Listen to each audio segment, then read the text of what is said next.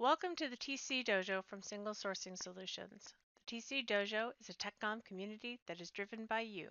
Tell us what you want to learn. You choose the topics, and we find the experts. In the TC Dojo open session today, we have a panel of experts who will be introduced as we go, so I'll keep my preamble short. The topic is tips and stories that will help you navigate your career and get you where you want to go. Good morning, everyone. This is Linda Ostrike, and I am excited to be here. We are a group of folks that have been involved in this technical communication field for a long time.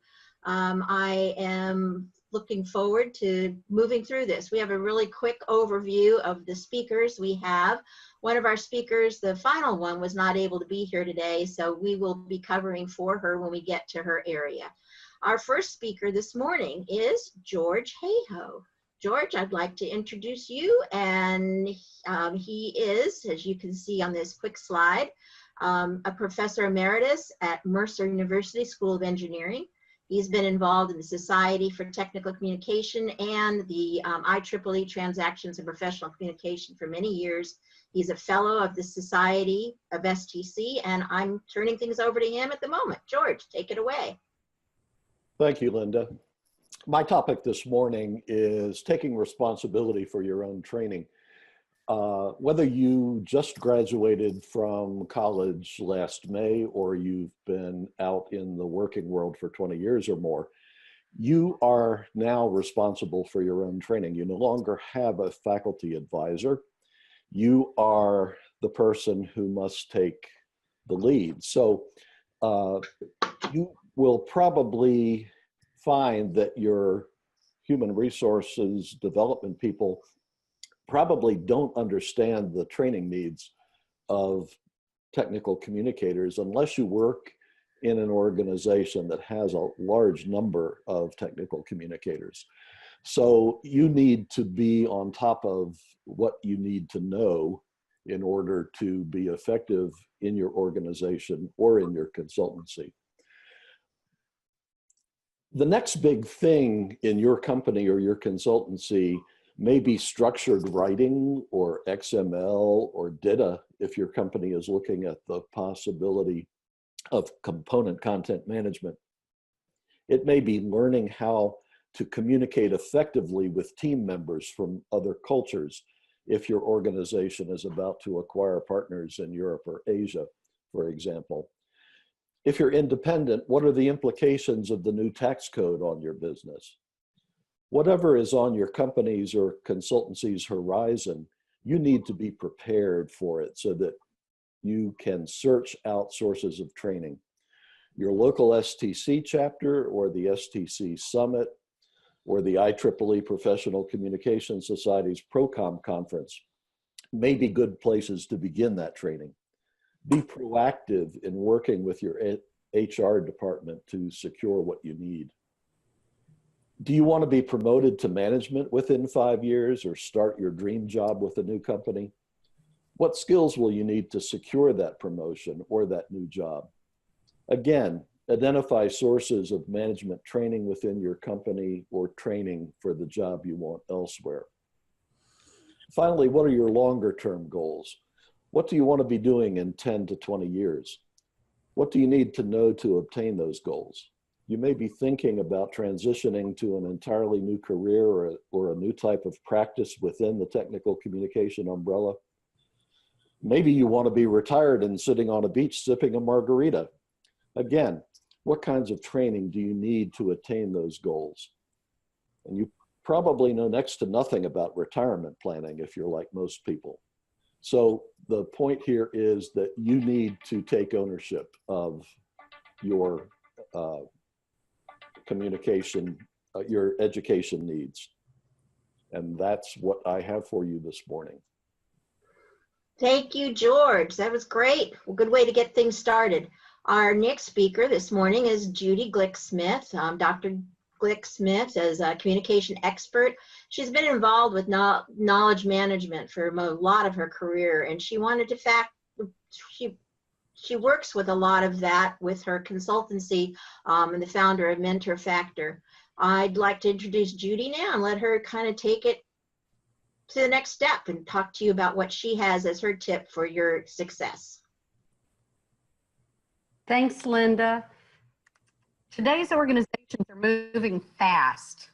When this happens, they lose knowledge. Nowadays, everyone has knowledge and creates content. Organizations often lose the why associated with the decisions they make. What technical communicators do best is capture, organize, synthesize, and convey information for the consumption of those who need it. Our world is constantly changing. The tools change, the methods change, the information changes, but the process is the same, and that's our purview. We are lifelong learners. This makes us uniquely qualified to be the ones who capture the why of decision making. Start thinking of yourself as a knowledge manager, a guardian of knowledge. Don't be afraid to advocate for this role. Insert yourself into your organization's processes like design and development. This is where the why is discussed. You know best how to capture, organize, and present this information. Leadership is about influence. You don't have to have the role of leader to influence those around you. Model the behavior you would like to see in the people you work with. Show up, do the work, strive for excellence, advocate for your customer. Keep an outward focus. Knowledge management benefits the customer, the people within the organization, and the ability of the organization to perpetuate itself over the long term. This helps counter short-term thinking and will help the organization move even faster. Thank you, Judy. Is that it? That's it. Fantastic. I think that's a good segue into our next speaker, who's Jackie Damrow. Jackie is going to talk about how you can, through that influence and finding different positions within your work, that how you might want to think about becoming a Scrum Master in this world of doing things in faster and differently. This is certainly a role that technical communicators can take on readily. Jackie? Thank you, Linda. Hello, everyone. My journey has been, I started life as a technical writer. I've used all the skills I've learned from STC, tremendously great organization, and I morphed into being an instructional designer. And then I went into being a business systems analyst. All require technical writing, all requiring know who your audience is, all requiring know how to design presentations, how to gather information out of the turnips in the field that just refuse to give you that information, and you have to bait them with brownies or whatever it is that makes them happy. And then finally, my journey right now is at a Scrum Master. Scrum Master, I can kind of say I don't get to do a lot of writing, but what I do get to do is herding the kittens to do their job to make our sprints successful and our team successful. The technical writing skills I use every day, I have to write user stories. I have to know who my audience is. Am I writing a story for a developer, or am I writing a story for a tester? Am I writing a story for user acceptance testing, which is my business unit, a whole different, the person that's going to actually use the thing that I'm building. That's a different type of writing. So I have to almost write differently for each audience. Requirement sessions, I have to, like I said, I facilitate them. So I'm up trying to pull the information out of them, thinking of creative, active ways to get their butts out of their chairs and on the whiteboard, using Post-it notes, whatever I can do, drawing on the piece of paper on the top of your head to break the frustration level, whatever I can do to get them to engage and give the information that we need. And then I have daily events. If you know anything about Scrum or Agile, there are daily events about 5 of them that must be done to be successful. And I do those day in, day out with distributed teams. I have 2 teams right now. I've had up to 5 teams. They're all distributed. They're across the globe because my company is in 100 countries, or we have 100 offices in 30 countries. So I am dealing with people in all time zones. Preparing a training presentations, and recently I've gotten now where I have to present presentations to our C-level and my senior leadership. That's a whole different way of presenting than just to what I will say is, general user. That's requires a lot more thought. And what do I put? Why do I put it? What questions am I going to get asked? So I have to really think about, know my audience. I have to write clearly. I have my VP right now. Any email I send him, 3 bullets, 8 words or less per bullet. That's his rule. He will not read anything else. If he sees something come across that is longer than that, you get an email response back, TLDR. TLDR means too long, don't read. And he will not read it. So I have to, again, work with my audience. And then constructing help files, I have to know, how do I chunk things? What tool am I using? Because I have different tools. What tool am I using? What's the best way to present the information? And working with whatever applications. We're a Microsoft shop. I have to know the standard Microsoft Office suite very well to do what I do. Cat herding is just what it is. It is, Jackie is the mother hen. Throw her what you can't get an answer to, she will get an answer. She will bird dog people every day till they get tired of her and give her what she wants. Or they just don't respond and then they get their hand smacked. But that's just my life. And that's what STC has given to me, is the people to bounce off, like the people that are on a panel today. They've helped me tremendously in growing my skills and my professionalism to do what I do. But that's all I have to say. Thank you, Jackie, very much. Appreciate it. Scrum Master is an important piece of what we do today in the Agile world. Our next speaker is Dee Muir. Dee is just recently retired in the last year or so. She's been involved with all kinds of work through contracting and captured work in her career. Been a longtime member of STC and a fellow. So Dee, take it away. Good morning, everybody, and thank you, Linda. I'll kind of build on a comment that Jackie mentioned about communicating to her C-level management. This is really what I'm talking about here, is communicating with the boss.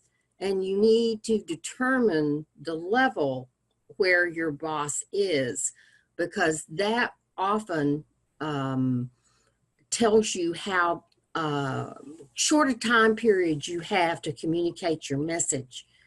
Often when we're in this technical publication realm, or in if you're in a skip level type of management type of thing, and you're dealing with like a senior VP, but you're a first line manager, or even if you're an individual contributor, you need to keep that message very short.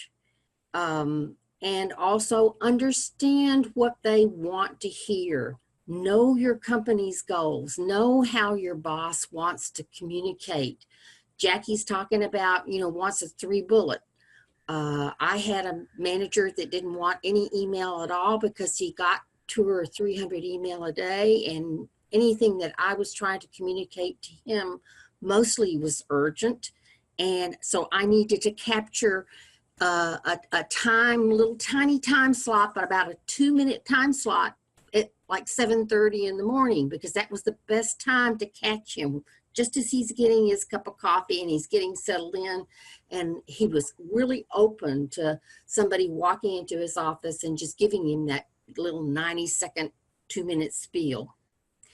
But also often with these communications with especially upper management, they really don't want to know good news. They don't want to know day-to-day type things. They want to know what, if there's an issue, And more importantly, they want to know if you are bringing a solution to the table. Always try to communicate that you have, I've got this issue and this is how I want to resolve it. It's going to take me X amount of time, or I'm going to need X amount of dollars to be able to complete this problem and create this solution for this issue. Keep it short, keep it that. Also, determine the best delivery. Jackie's saying her C wants an email. My C wanted to know, things face to face, or if he was on the road or I was on the road. It was a telephone call, but he wanted to hear it. He didn't want to read it, and so so keep that in mind with that. As for updates and in communicating the normal processes and one thing and another, determine how they want to see that information. Do they want to have a little report that's drawn up maybe once a week or once a month, and just kind of gives high level summaries of what's going on in these multiple projects that you may be involved in? But always give that little executive summary up there at the top so that they can quickly look at it if they don't have time to read, or you may want to use highlight or something like that to emphasize something that's going on in that report that that they're aware of and tracking, so they don't have to skim the whole thing to find that one little nugget of information. Always be clear about what you're trying to say and target that level of communication for the person that you want. All of us have always dealt with this. Any communication we're talking about, what are the two key things? What's the purpose of the communication and who's that audience? And we're very, very good at that. And so we can make these communications to our upper level management and to our immediate bosses much clearer, and if we focus that way. I think that's all I've got to say. I hope everybody has any questions, please feel free to ask us at the end. Thank you very much. Thank you, Dee. And I'm going to offer a few tips next. You can read about me when you look at the slides later. I too recently retired, but I've been in STC. This is actually my 40th year. I joined in 1979. And I want to talk about membership in any kind of a trade or professional organization. I know it's been priceless for me. I truly believe that the majority of the jobs that I received, and the fact that I was one of a fairly well-paid group of technical communicators, through, at least it felt that way to me, through my career, that was because of STC. I'm not saying STC is the only organization. I'm just saying that as a professional, you should find an organization that helps you expand your experiences, gives you an opportunity to network so that you get a larger visibility within your field. It helps you not have tunnel vision so that you know what's going on beyond what your own specific job is. It gives you access to the organizational support, other people, resources that are often way beyond what you might be able to get through your employer. I just really believe that networks make job searches easier, increases your salary over time, and it helps you develop friendships. I didn't put that as a bullet, but the fact that everybody on this panel is somebody I met and learned to understand and be friends with, as well as respectful colleagues, is on this panel today. And I had a hard time not asking 30 or 40 people to be on this panel, because those were the kinds of numbers that I had in my head of people that I would have liked to have reached out for.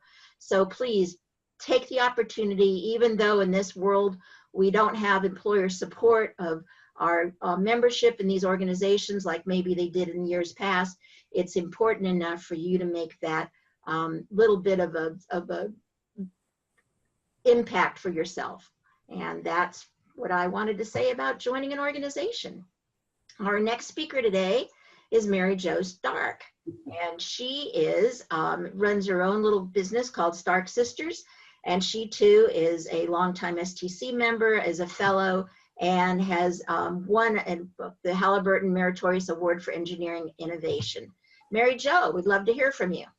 Good morning, y'all. Thank you, Linda. My talk today is Look to the Future with one eye on the past. And I'm going to say up front, this is for you, those of you who are very interested in an industry.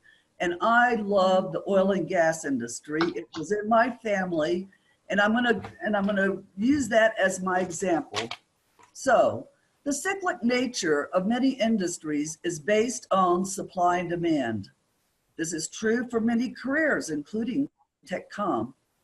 I did not consciously apply this concept, but when I look at milestone dates in my career and milestone dates in the history of the domestic oil and gas industry, they map the supply and demand of employees in the industry.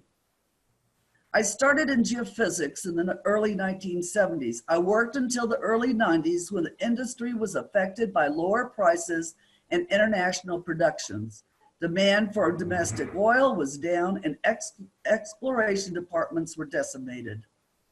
I didn't have a job. I researched other careers and TechComm was a rising star. I went back to college for a degree in TechComm. I already had one in geophysics and joined STC. Through luck and an STC conference, I was back in the oil industry writing software manuals. I worked until the early 2000s until new drilling methods had increased supply for domestic oil.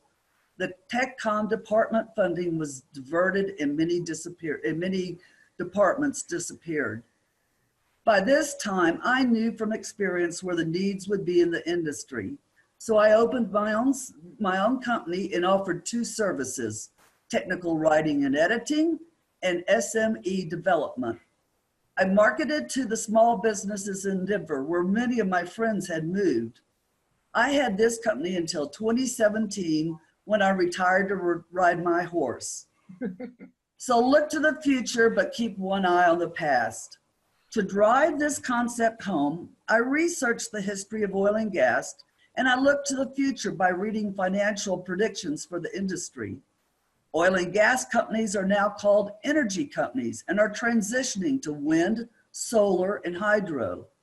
The production of these sources and the exploration of the location of these sources will closely follow the methods used as in the past oil and gas exploration. And that is a big hint for your future career. I believe if you learn an industry and love it, then develop two skill sets that will keep you with the supply and demand of employees. Thank y'all. Thank you, Mary Jo. And Andrea Ames is the speaker who was not able to join us today. She is going to offer an answer after the fact to questions you may have about her area. I just wanted to say that she was our wrap-up speaker because she wanted to talk about ways you can build influence. Basically, looking at her slide, you'll see that, and this is all based on, works very well with everything you've heard so far. You have a reputation whether you want one or not. And it's up to you to make sure that your personal culture, the things that you've done to build influence, keeps you on the positive side of the fence. You have to gain trust from the stakeholders, whether it's your bosses, your colleagues, companies, people in academia, all throughout any aspect of this world that touches your industry, touches what you do. And as some of our speakers have said before, as a technical communicator, we have a broad knowledge. We have an ability to communicate beyond our small sphere of influence, and we need to take advantage of that. Know what your purpose and your strengths are, how to use them, build credibility, find that community such as that organization, and definitely find a trusted coach or mentor who can objectively give you feedback and hold you accountable. We all screw up in our careers. We all have to take a step back sometimes and move forward again. Don't ever give up on yourselves. You are your own biggest champion. make sure you continue to do that and champion yourself day in and day out. Our last slide is a group of possible resources. If you want more information about how to build yourself and build your career, please do look at some of these. And at that, Liz, I return this to you. Now it's time to type in those questions if you haven't already. And while you do, here's a look at what's coming up. The TC Dojo Mastermind Groups are monthly driven member discussion groups where attendees present their specific challenges to a group of their peers in a confidential, supportive environment. A mastermind is a collaborative environment where everyone lends their experience to each other.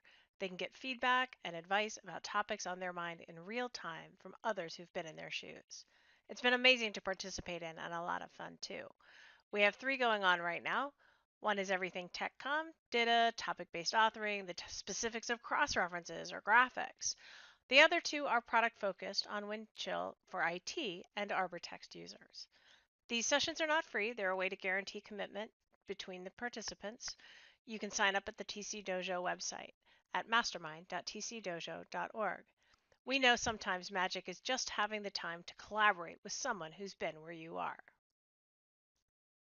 Coming in April, for anybody who's in the general western part of the US, we've got TC Camp. TC Camp is a 2-day unconference. The first day is always an API doc writing workshop because out here in Silicon Valley, that is the #1 subspecialty of technical writer.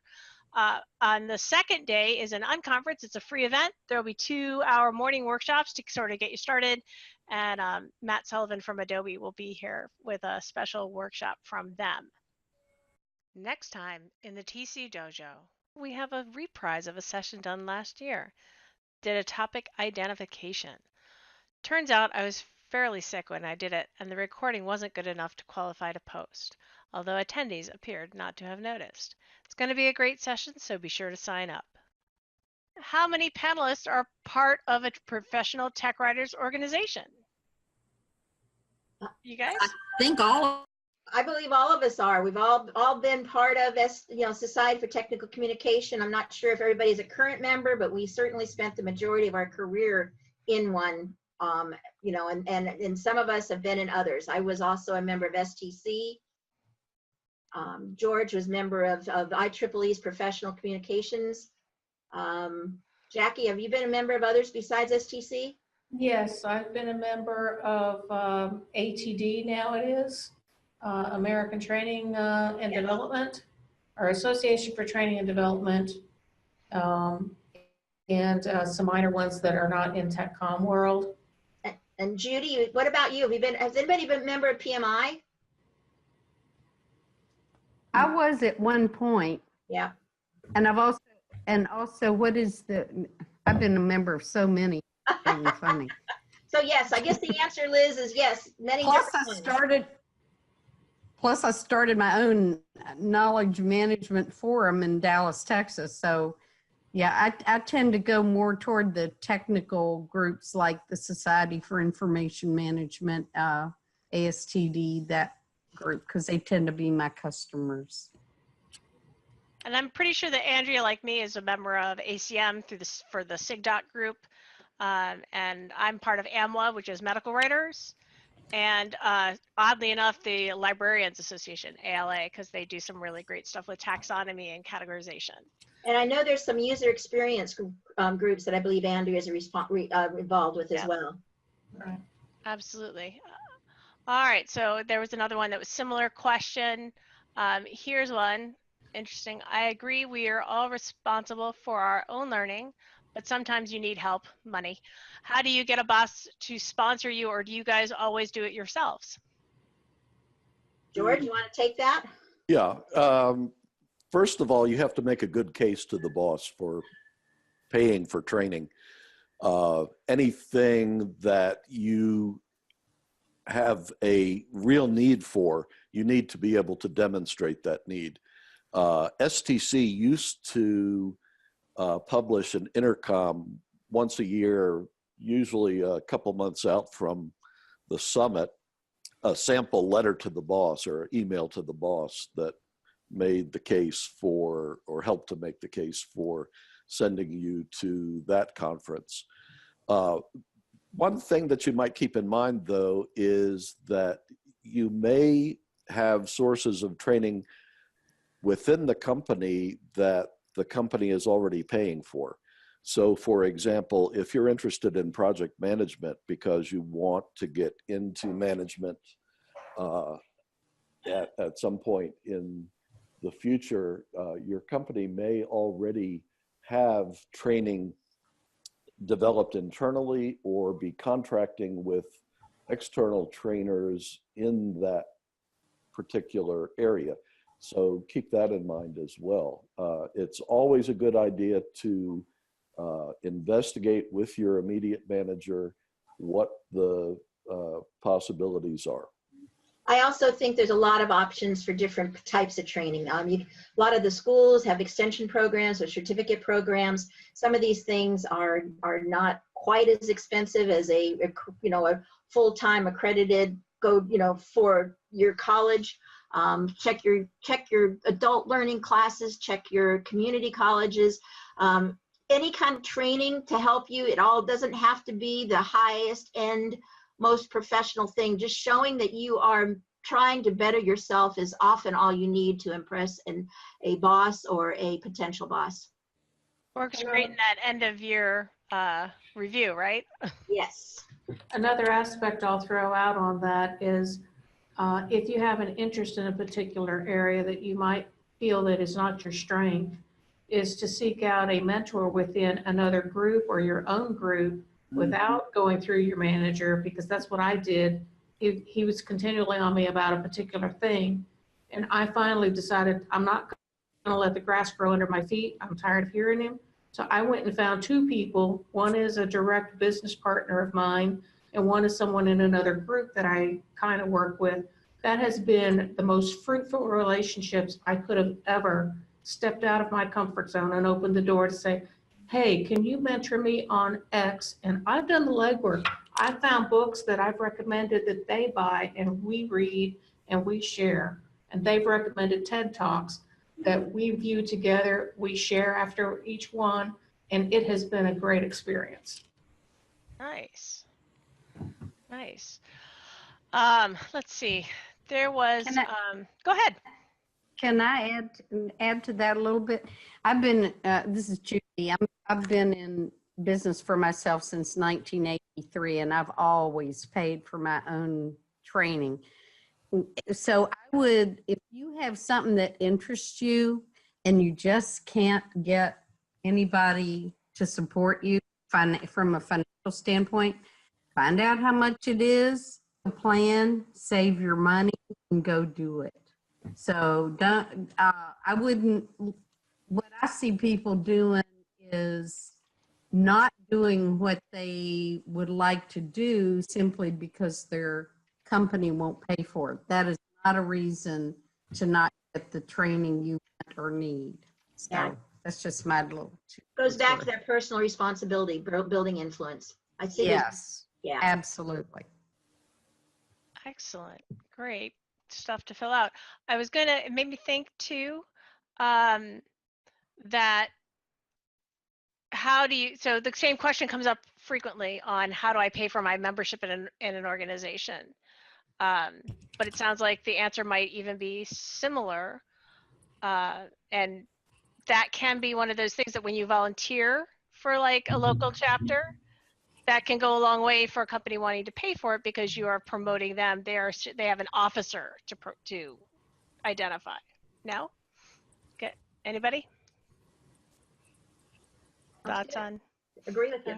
All right. I agree. I agree with you with that. But being active in an organization, taking leadership roles in that organization, all can reflect back on the company that you're working for and representing, and keeping the that company out in front as you talk to your fellow organization members, and because there's all kinds of lessons to be learned on both sides of the fence, things that you learn within the organization, and things that you learn within your company, and those things can be shared back and forth. Excellent. All right, here we've got one. Any recommendations for how to get back into the working world after a few years off? We've all been kind of chatting Responding with online. texting. Yeah. But Right. most of us, and I know that Jackie and I agree, you need to volunteer your time and make a portfolio. I took time off when I was going back to school, and I asked where I could do technical writing and editing, and I edited a little magazine for these people, and that went into a portfolio. So it shows that you're still active and still learning. It also helps to, if you have children, grandchildren, to volunteer at the PTA or at their school. They always need help at the school. And then you're making contact with how many parents who are working. And I have, for me, it's always having the old-fashioned business card with who I am and what can I do for you on the back of it. Here's my, 3-point bullet resume on the back of that thing. And it's like, hey, you need a writer, you need somebody to edit your kid's essay, and that's what's gotten me something. And I think some of the certificate programs, if you have any monies at all, I mean, some of those programs, a class or two, you don't have to take the whole certificate, can really get you back into the swing of things, can, polish your skills and help you build that network. And when you're out there talking to people and they say, what do you do? And you don't say, I'm trying to get into technical writing. Say, I am a technical writer. Absolutely. Yes. Speak it like you already are there. Agreed. If you want to write.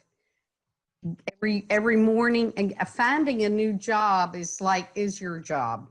So go somewhere in your house or every morning or whatever your creative time is, and go. I go to Starbucks and I write for an hour and a half or 2 hours.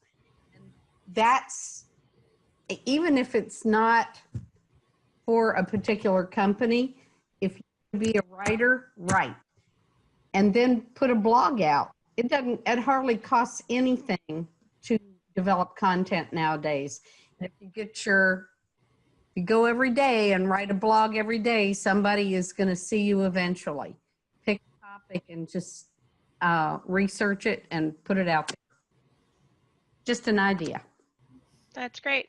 Oh, we have someone else chiming in from the outside. I got my current job after doing PTO newsletter website when I was working part-time when my kids were young. I built a network and a reputation and used some of my professional skills. Yeah, that's an excellent comment. And I will say that ours is one profession where we go in and out of sort of contracting or independent consulting and in-person employment more than any other. So it's not surprising if anybody has to do that, and it's not really looked on as a negative either. It's what's weird about us. And we're able to support many different areas. I mean, I personally have supported, not just, computer science, but oil and gas, geophysics, acoustics, property management, and HR. That's just been, because of my writing skills, we're able to apply them to different areas. In my case, I'm kind of a generalist, and so I was never very deep knowledge into any of those things, but I had enough knowledge to be able to help communicate the ideas to their audiences. Excellent. All right, that's a good bunch of questions. And let's see if we've got any more. I see one about the networks, so we covered that. Oh, I like this. Interesting to think about communicating with peers and boss like communicating with users and thinking about them as an audience for our organizational communication. Also, I enjoyed that. You guys made that point several times. Yes, it's an important, this is Dee, and yes, it's important to remember that often, they are one of your major users. You've got to learn how that they need to be communicated with. And sometimes they are the most difficult ones to discern. Absolutely. Excellent. Pe- All right. Peter Yeah, go ahead. Peter Drucker wrote in Management Challenges of the 21st Century. Yes. He wrote, it is up to every individual to determine how the people he or she works with need to be or want to be communicated with. So it's your responsibility to find out how your coworkers want to be communicated with. And the corollary to that is it is also your responsibility to let your coworkers know how you want to be communicated with. And that's when we have that level of communication, things work a lot smoother. Absolutely. I totally agree, Judy. Amen. Awesome. Well, what a great set of conversation. Thanks to everybody. And our question answers say thank you. Thank you. Thank you Thank all. Thank you. All right. We'll see you Thank all you. next time. Thanks for coming to the Single Sourcing Solutions TC Dojo, where it's all about you, what you want to learn. You should always attend a webinar live because you can't ask questions of a video. Subscribe to our TC Dojo mailing list at join.tcdojo.org and never miss another. Every month, we go out and find experts willing to share their expertise based on your votes in the TC Dojo survey. Why should we tell you what to learn? You should tell us. So be sure to vote at survey.tcdojo.org. The TC Dojo is our pleasure to host. As always, if you need more personal help, we're here to take you from the basics to mastery. See you next time.